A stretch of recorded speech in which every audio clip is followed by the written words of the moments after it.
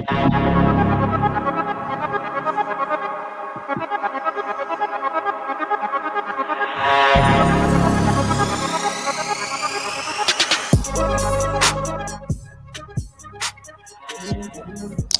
everybody, and welcome to this first live edition of UGAsports presenting Georgia Recruiting Rumor versus Fact.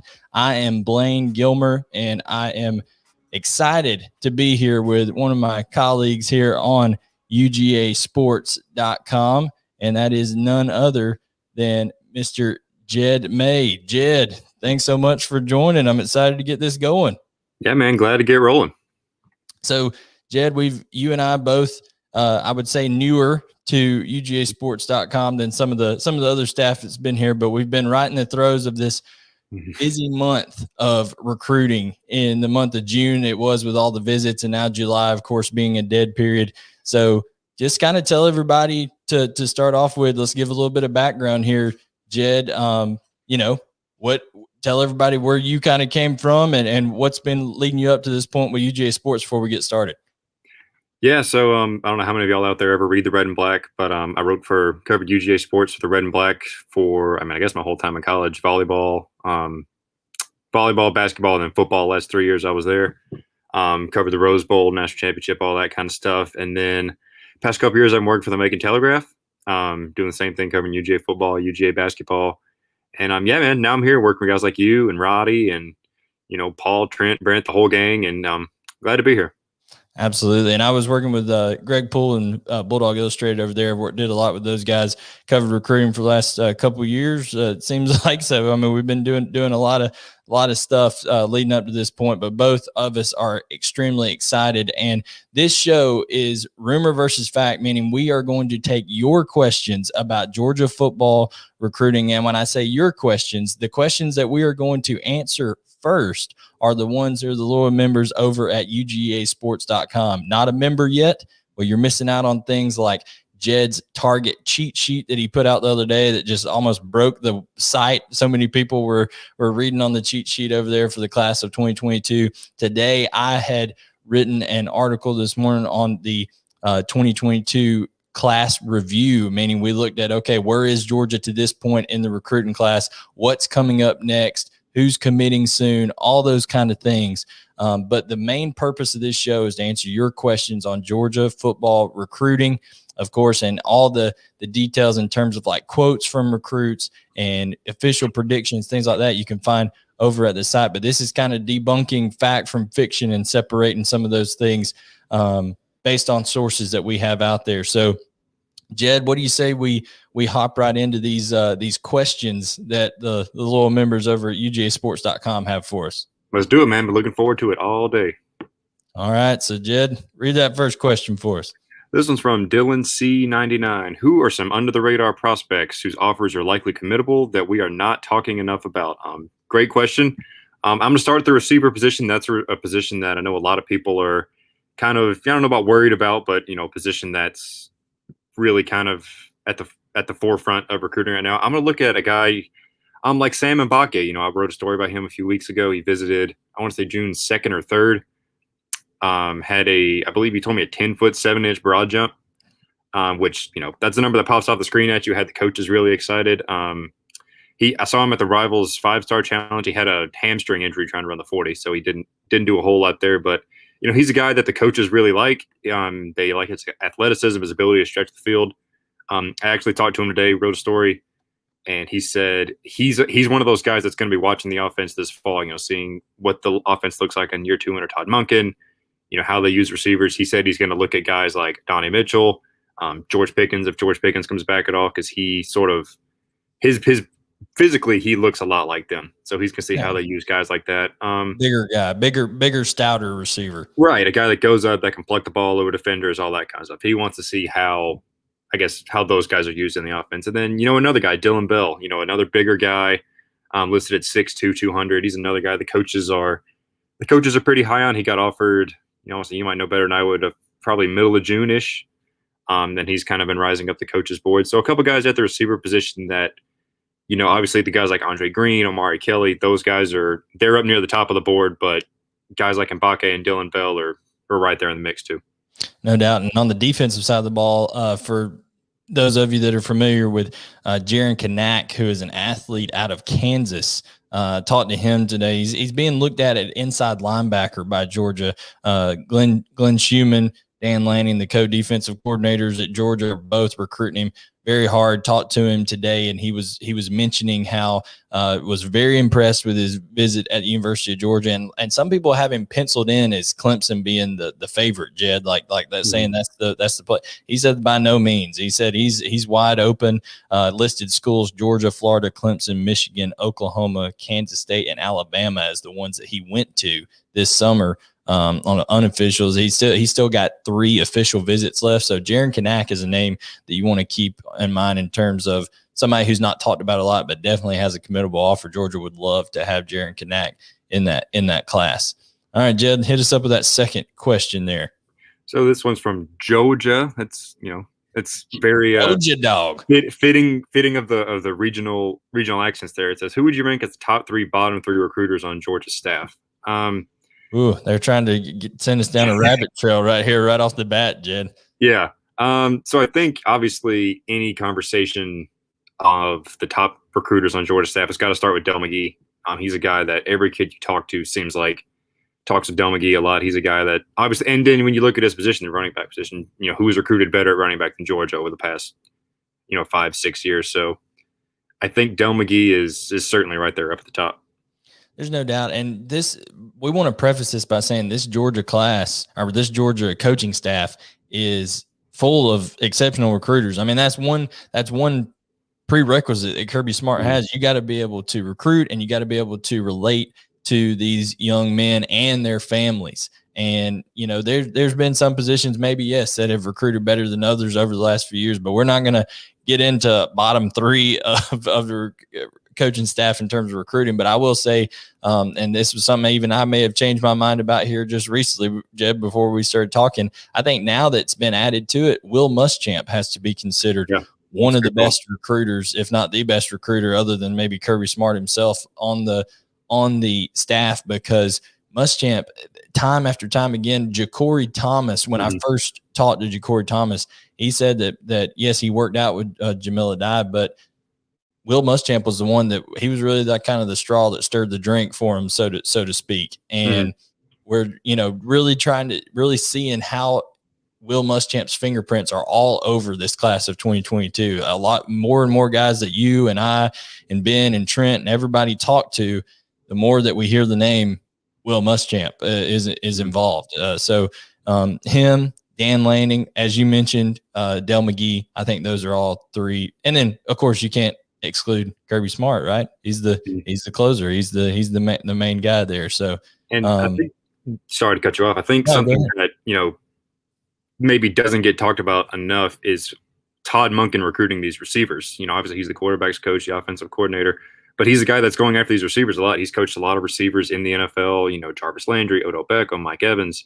I guess Chris Godwin was in Tampa when he was there. He's a guy that has a lot of, cachet in receivers, if you will. I talked with Denylon Morissette a couple weeks ago about the offensive meeting that they had after the scavenger hunt.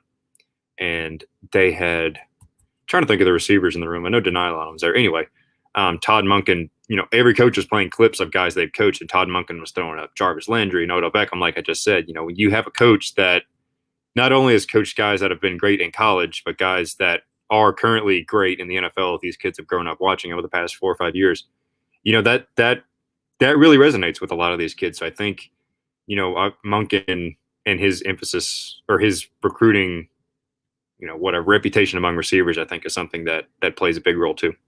Yeah, and he's got a track record of throwing to tight ends as well. Pierce Sperlin and Lawson Lucky were in that meeting that you were referencing before. KJ Bolden, a 2024 Buford prospect who can play offense and defense. I mean, there was a lot of talent. Justice Hayes was even there in that room. So what a luxury that is for Georgia to have a guy like Todd Monken to present those facts and those types of presentations to the prospects there.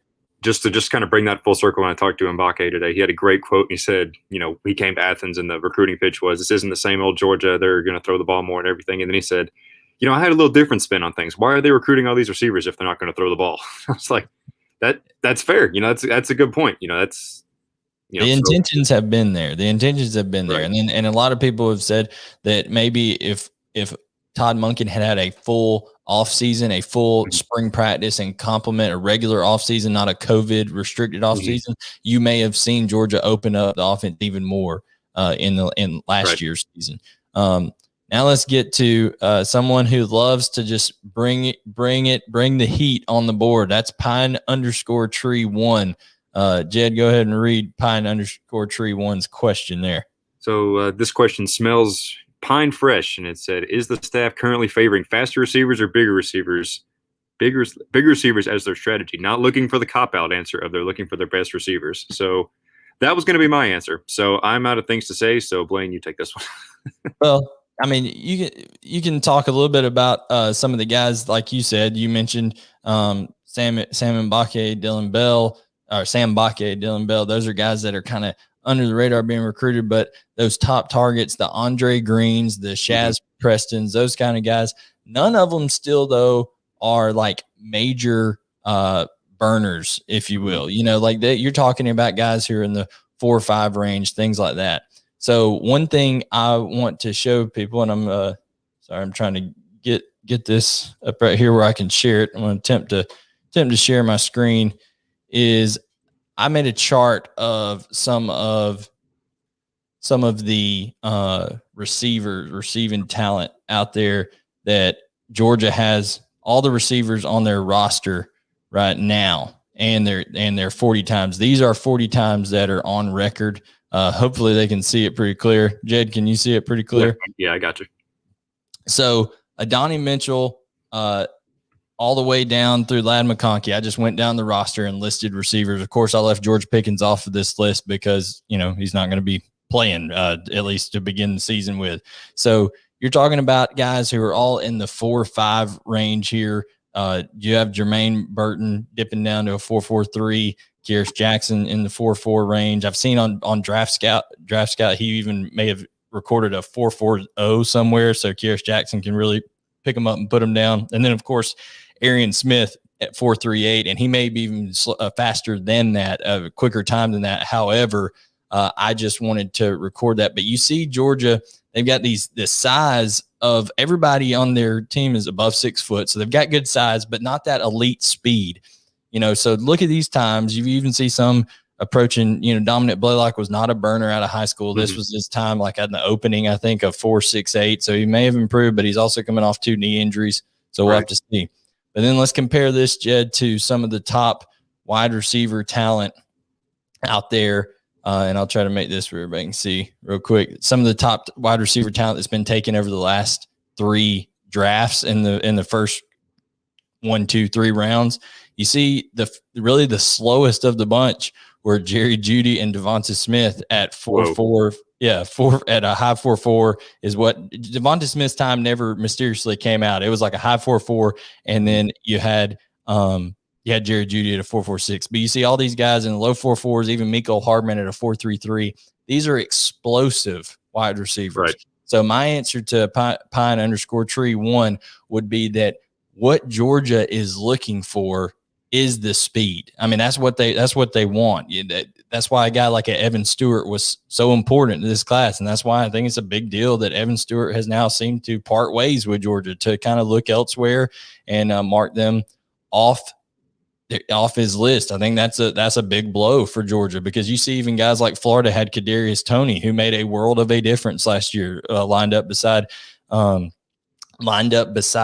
Kyle Pitts. So you look at a guy like Kadarius Toney, right, and Kyle Pitts, and then you look at Georgia with a Darnell Washington and Arian Smith lying beside him. And then, oh, by the way, you have Eric Gilbert. And Eric Gilbert, I do want to go back to the Georgia list there, Jed. He is kind of a anomaly there, because he's a huge receiver. Look at this. Yeah. This is a wide receiver, 6'5", 248 pounds.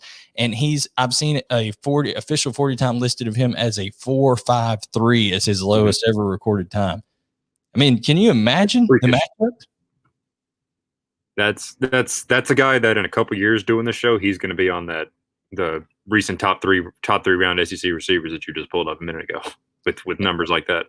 Yeah, so I just wanted to share that with people just to show that that's what Georgia's really kind of looking for. There is they're looking for the explosivity, the guys who can create plays. I think that's why Ladd McConkey made his way into the class, because he doesn't have necessarily elite straight line speed, but he's got elite short area quickness, and he could turn into that type of guy. That's one reason I think people need to keep an eye out for Cole Spear. Cole Spear goes to Calhoun, doesn't have an offer from Georgia yet, but at an Appalachian State prospect camp, he ran a 4.37 laser time 40.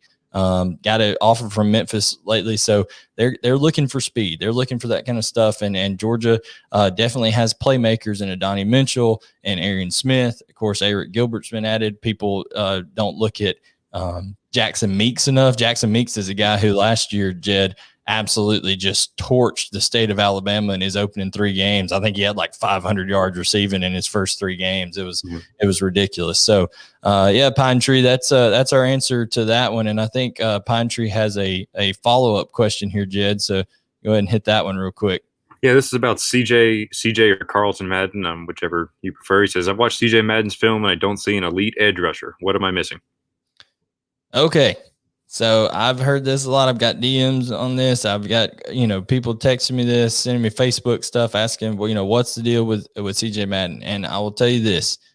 I talked to CJ Madden today, just kind of, catching up with him, seeing how things are going. He's preparing to drop a top schools and on his birthday on August 5th.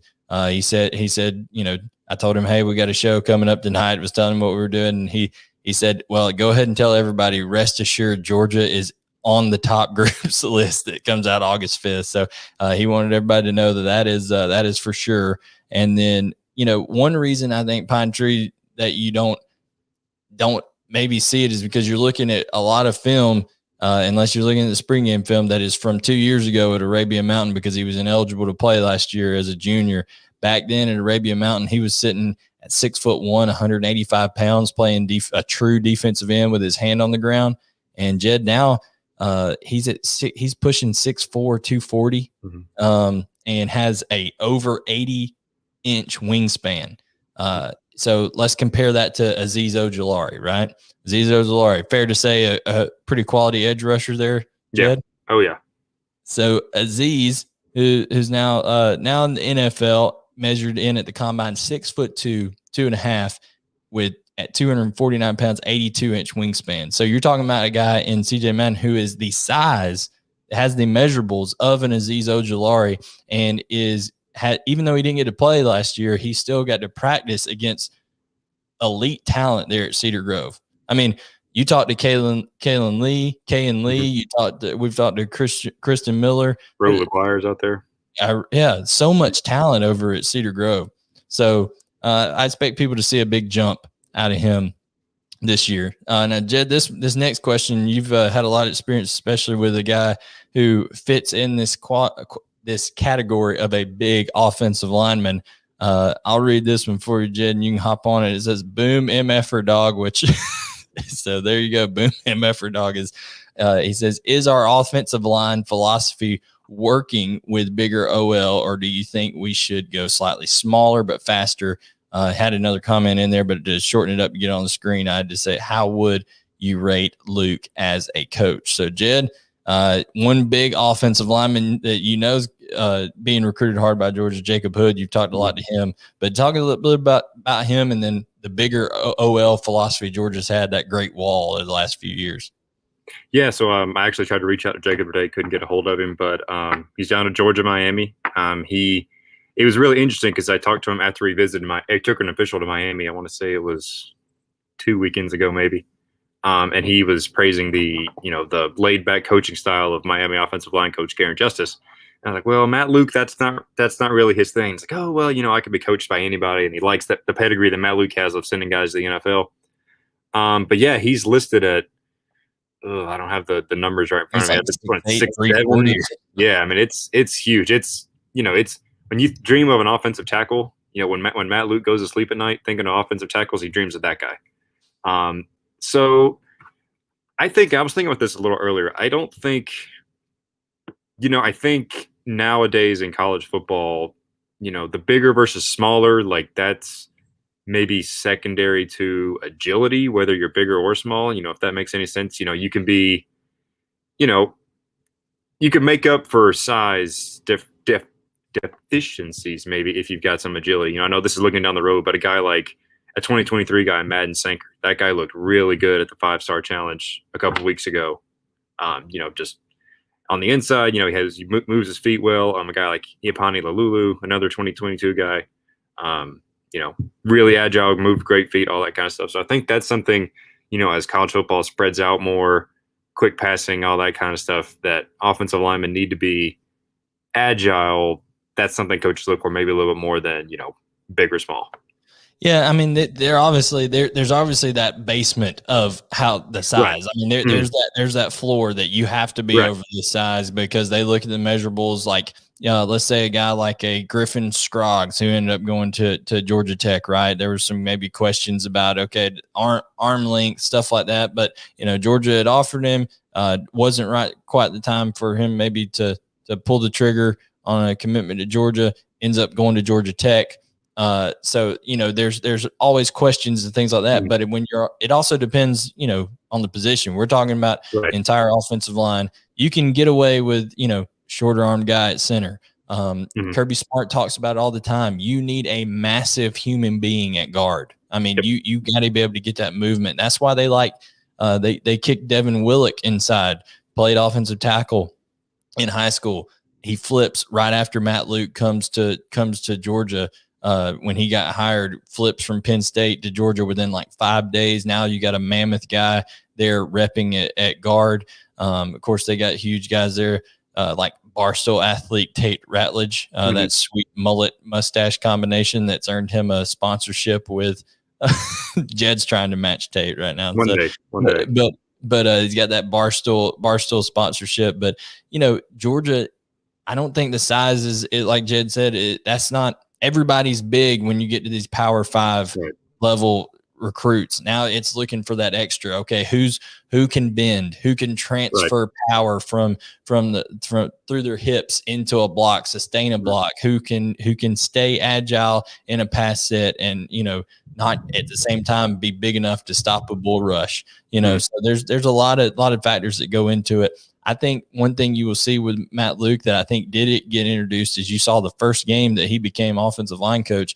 Georgia under when Sam Pittman was there, they were almost exclusively a zone running team. I mean, it was like a bunch of inside zones, some outside zone, things like that, occasionally a toss.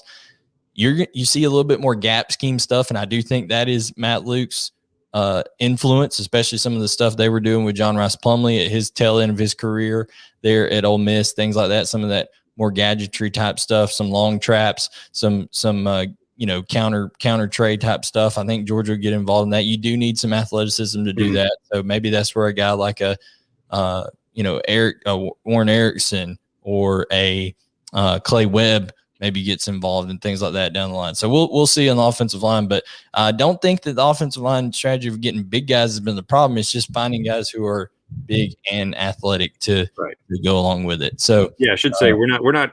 When I say there's not going to be any 230-pound linemen in the SEC shooting. Like those days are long gone. But it's like okay, if you're a coach, it's like you said, everybody's big. So if you take you got a 300-pound guy who can move versus a 315, 20-pound guy who's stiff as a board, then you might sacrifice a few of those pounds to get the added agility. That's kind of the vein I was going in there.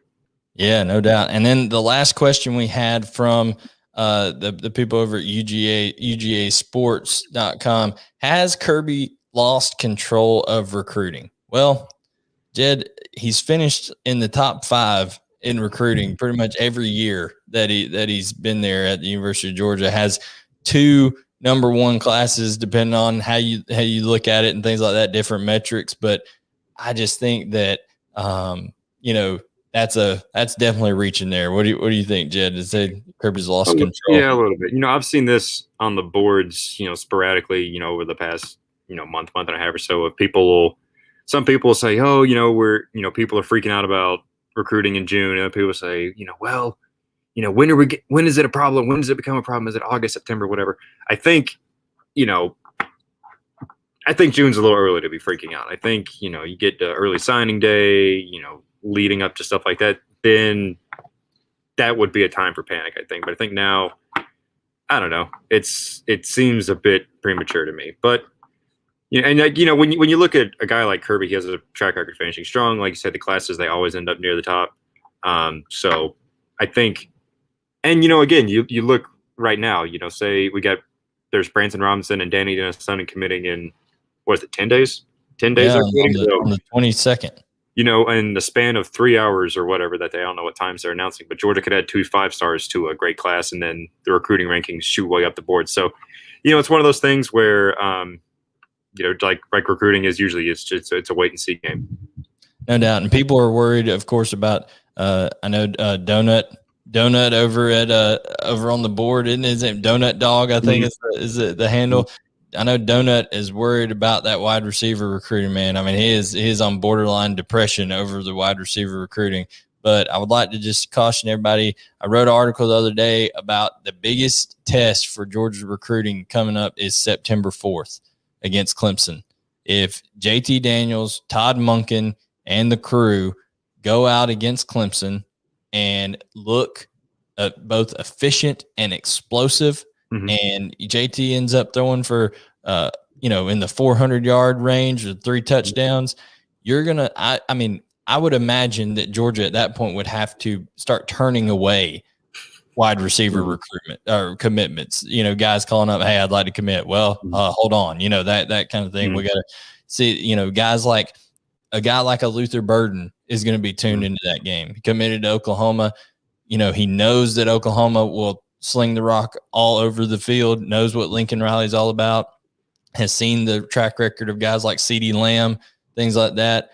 So now what is Georgia going to do? If Georgia comes out and has a stellar offensive performance and JT Daniels throws it all over the yard, that gets in a guy like his mind. That gets in directly in Andre Green Jr.'s mind, because you're talking about Clemson is up there for him as well. So that's like a prime matchup for Andre Green Jr. there, Jed. And, even guys like a Shaz Preston, who is in the heart of LSU country, right? Well, he knows Ed Orgeron's changed to where Ed Orgeron will throw it around. The lefty Max Johnson trying to beat out Miles Brennan there for their job. But see, either one of those guys is going to, sling the pigskin. But JT Daniels showed a willingness, and I think this was the biggest thing.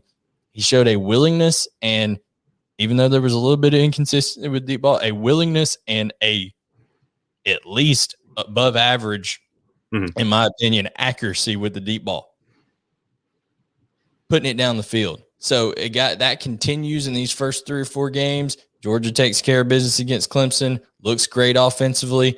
You're going to see the floodgates open up on this recruiting class, in my opinion. Well, it's like you said, I talked to Mbake today, and he told me as much. He's like, yeah, I'm going to be watching. I'm going to see what they do. I'm going to see guys like, he really mentioned Donnie Mitchell just because, again, George Pickens' status, is up in the air for the season at all, let alone the beginning. It's like, if Donnie Mitchell goes out there and he puts up the numbers, the thought creeps into his mind, hey, why can't I go in there and do the same thing, especially on a team looking ahead to 2022 where George Pickens likely isn't going to be there. So, it's one of those things. It's like you said, Clemson is going to be the showcase game on the schedule until a possible SEC championship game appearance. So it's going to be, it's a huge night, for what's going to be on the scoreboard and, for the impression it makes on recruits around the country too. Yeah, no doubt. And guys, we got maybe a couple minutes here. So if you want to leave comments on the YouTube, we'll try to hit a couple more questions here as we go. But if anybody wants to drop a comment on the YouTube, in the YouTube comments, I'll put it up on the screen and we'll try to talk about it here for a couple more minutes. But Jed, you did mention earlier, Georgia has some major commitment decisions coming up of targets. There's some commitment dates. Dalen Everett on the 17th. Katron Allen to a certain extent, but I think we're all kind of expecting Katron Allen to go elsewhere because I think everybody's got Branson Robinson kind of circled right now to go to the University of Georgia. And then also Danny Dennis Sutton is deny. Excuse me, I got corrected on it. So everybody knows it is deny Dennis Sutton is what his head coach Hakeem Sewell from McDonough High School up there in Owens Mill Owen, I think it's Owens. Yeah, Owens Mill, Maryland. So that's where he's from. So deny Dennis Sutton. They're deciding on the same day. A lot of people reading into the tweet back and forth between him and Branson Robinson. Hey, same day, same school, possibly that kind of stuff. So just give me your thoughts on some of those commitments coming up. What do you think is going to be key coming down the stretch on those? I mean, again, it's hard to go anywhere but July 22nd. You look at, every class has got those cornerstones. I know in your 2022 class review, I think was the name of it today, you had those foundational guys at the top, and it was Gunnar Stockton, Denylon Morissette, and Jalen Walker as the guys in the class that are recruiting. You get Dennis Sutton and Branson Robinson in there. Those are guys that become instant, gravitational forces pulling other guys into this class. So that's a huge day. Obviously those are two guys that would boost the ranking of this class up the board, and then the sky's the limit for who they could end up pulling into the class as well. Yeah, we do have one question here from Greg Clowen. And he says, any true freshman making an impact this season? So this is a recruiting show, but that kind of ties into things because you look back at the previous recruitment. So Greg, that is a great question there. And let's talk about some guys that could end up. I think a guy that is kind of surprisingly going under the radar a little bit. I think Nyland Green has a chance out of Newton High School to really make a huge impact at corner. I think he's very, very gifted. He's got some more experienced guys over there. Jalen Kimber is ahead of him, maybe a mere speed just by experience. But you're talking about a guy by the end of the year who could, through talent alone, end up making a big difference for that Georgia secondary in terms of true freshmen. Anybody you got in mind, Jed, in front of the true freshman? I mean, I think maybe not a guy specifically, but just that position group you mentioned, the secondary, it's so wide open back there with all the guys that left. Another guy, maybe David Daniel. I know he got reps. I want to say it was with the second team. I can't remember exactly at G-Day, but, there's summer workouts, there's fall camp, there's injuries that happen, obviously. So that's another guy to look at maybe in a third safety, a star type, but then again, in that secondary, there's any number of guys that can work their way up the depth chart. Just the sheer fact that it's wide open, there's no starters jobs, I don't think, locked down other than Lewisine probably right now. No doubt. I did want to mention Chaz Chambliss as well. Chaz Chambliss I'm losing it over there. Where did Chaz Chambliss come? Carrollton. Chaz Chambliss out of Carrollton. I think special teams alone, he's the type of guy could be a special teams monster because he is a college-bodied player right now. I mean, he was a workout fiend at Carrollton, and I think that guy, Chambliss, you could see him stepping up on special teams. Greg Clown also says Brock Bowers as well. I totally agree. I think Brock Bowers is going to be there. And Marius Mims could end up being the starting left tackle before all things are said and done. So we will see here. And then our colleague, last one, we're going to end it up here on this one, Jed. Have a little fun with this one. Our colleague, Paul Meharry, asked, hypothetically, if you could pick a brand to endorse you for NIL, what brand are you picking? Brand to endorse me for NIL.